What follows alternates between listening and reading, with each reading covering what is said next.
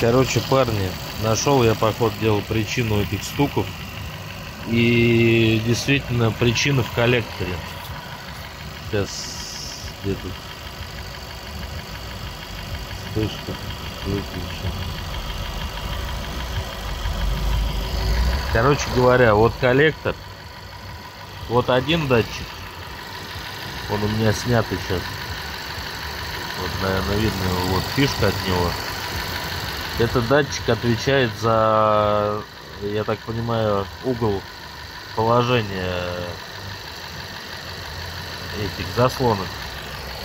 Вот идем сюда. Вот сам моторчик. Ну или как его правильно назвать. Вот там фишка. Короче говоря, вот, ну, представляем, да, то, что вот здесь вот идет ось с заслонками. Ну, там внутри, да. Короче говоря, вот что я делаю. Вот я беру рукой за этот датчик. Вот сейчас слушайте стук. Слышите?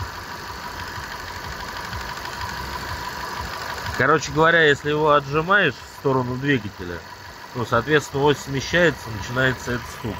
Если его прижимаешь, стук пропадает. То есть, грубо говоря, даже не сами заслонки выходят из строя, а сама ось, на которых они стоят, как я понимаю. И вот из-за этого этот стук. Обнаружил чисто случайно. Хотел снять вот этот датчик еще раз. Ну, проверить, изменится что-нибудь или нет. И получается, его прижал в сторону коллектора. И этот стук пропал.